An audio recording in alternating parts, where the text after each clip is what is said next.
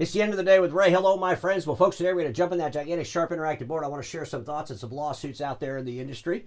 We got Dex Imaging suing Impact Networking, and then we got DME suing Dex Imaging. I'm looking at those lawsuits, and I'm asking the question, is this a case of hypocrisy? And, of course, the next question I ask is, what would Perry think? We all know Perry Mason, that famous lawyer. Well, at least he played one on TV. You know what I think Perry would think? Well, he would have sent the Dex Imaging people to Della Street, and she would have said, come on, Dex, what are you thinking? That's what and we all know that, well, I think a lot of people know this, that Della Street was actually the brains behind Perry Mason.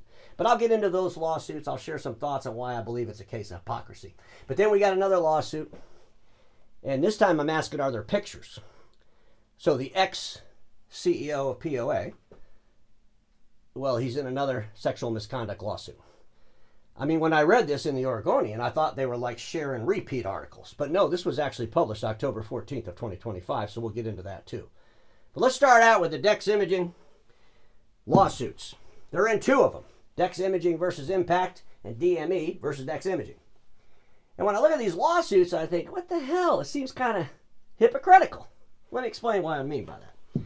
So I'm not a lawyer, and I don't ever intend to be one. But there is a really smart guy that works at Google. His name's Al Overview. I type in Dex Imaging versus Impact. He gives me some stuff, a breach of non-compete, all this stuff. You read all this stuff. He also shares a bunch of articles that were written about it. And, you know, here's what I gather from it. And, of course, if I'm wrong, you know, then Dex Imaging can put in the comments where I'm wrong, or the folks over at Impact. I mean, I'm just going off what Al Overview says. But Al Overview, he's saying that, you know, basically Dex Imaging is suing Impact because Dex Imaging believes Impact took an employee that was Dex Imaging's, and that employee's got all kinds of secrets that they're going to give Impact Network. you know how those lawsuits go. Well, apparently, you know, they must have some good lawyers over there at Impact, because Dex drops two claims against Impact. So we'll see where that thing kind of pans out, right? But then at the same time this is going on, we got DME suing Dex Imaging. And DME's saying, hey, Dex Imaging, we had an employee that was with us, and now that person's with you, and there's some secrets, and blah, blah, blah. So it's the same kind of lawsuit. But now Dex Imaging is saying, oh, no, we didn't do any of that. You know, they're trying to justify what they did by getting an employee from somebody else. But in the Impact Networking, it's kind of the opposite side. I'm thinking, either hire ex-employees that work somewhere else or you don't, but can you have it both ways? And that's just what I'm thinking. We'll see where these cases go. But then we got this other lawsuit, the former CEO of POA. You know I feel sorry for all of this? Obviously the victims and POA itself. I think a POA, you got to change your name. I know the POA is kind of cool, makes a neat logo and all that, but you got to get a new name. I mean, my gosh. I mean, how many times is this going to be in the Oregonian newspaper? It's like allegation after allegation after allegation. You know, when I was covering this case last year, I made a point to say this. When does benefit of the doubt become ignoring for benefit? When does benefit of the doubt become ignoring for benefit? And I think a lot of people in our industry wanted to ignore this story because of, well, the influence that POA has on the industry itself and that ex-CEO. I can't imagine the ex-CEO of POA having any influence whatsoever on this industry. I mean, I'm thinking most of the industry probably wish these stories would go away along with him. You know, go retire somewhere. But folks, we got another one. Another lawsuit. Another former Pacific Office Automation employee alleges in a lawsuit that the company's longtime top executive sexually assaulted him, the latest in a string of misconduct and abuse complaints against the former CEO, Doug Patassi. The new lawsuit also claims Patassi directed the employee to make regular payments to another colleague aimed at containing potential fallout from a separate disputed encounter. This is like, could you imagine if this was a movie of the week? I mean, no kids would be allowed to watch it, but holy crap. I mean, jeez. Now, Mr. Patassi categorically denies the allegations, and he wants his day in court, and he doesn't want the case to be fought in the press. Well, the good news is he doesn't have any control over the press. Now, he might have some control over the industry's media and analysts, because, you know, they don't want to talk about anything that would make anybody question anything. Of course, other than me. I mean, I talk about all this stuff. But folks, I mean, another one. Another lawsuit. Let me just read this. The new accusations mirror earlier claims. It's kind of like more of the same, right? The lawsuit filed Thursday alleges Patassi assaulted a regional office manager at a 2021 sales conference in Clearwater, Florida.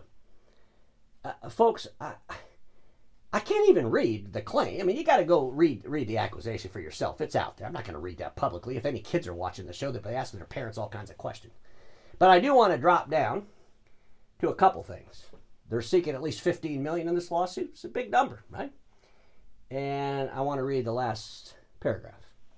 Prior to Patassi's career at Pacific Office Automation, he had been a high school teacher and water polo coach at Centennial High School in Grisham.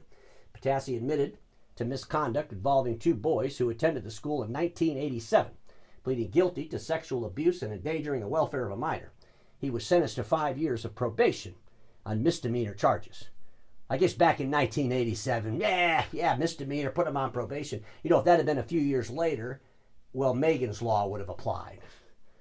And those of you that don't know what Megan's Law is, look it up. But Megan's Law applied to what happened in 1987 would have changed a lot of things for the ex-CEO of POA.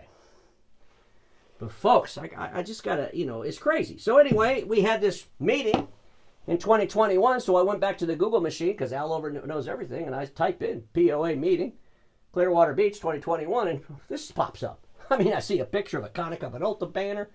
There's this little letter there, welcoming the people to the meeting. But folks, here's something I found. I found pictures and videos of events, and they're in the industry analyst blog. You know, the guy with the hat, I call him. I'm thinking, holy smokes. So I thought, well, let me see if I can find any. I mean, there might be some pictures that could help the case out one way or the other, right? So I go to the site and I find all these pictures that he has out there. I mean, this industry, the guy with the hat, I make fun of him sometimes, but he did a really good job taking a whole bunch of pictures at a lot of events, and he categorizes them all. Here's the POA event right here. POA Sales Incentive Trip, Clearwater, Florida, 2021. And folks, I click on that, and there's all kinds of pictures. I kind of put a little collage there together. But could you imagine? I mean, there could be some pictures in there that might be able to help. The lawyers on both sides, baby. Who knows? But it's right there. This is great stuff for a court system, I'm sure. But folks, here's what I'm thinking regarding the guy with the hat. He wears the hat, and it says what's happening. Well, he was at the event. He's got some pictures. Maybe he could start exploring what happened in 2021 at that PO event. Yeah, I don't expect any of our industry's media to cover any of these stories, but they are important stories. And POA, I do feel sorry for it. Allegations are allegations. At the end of the day, everybody will have their day in court. But when does benefit of the doubt become ignoring for benefit? And POA, I really do believe you probably should change your name.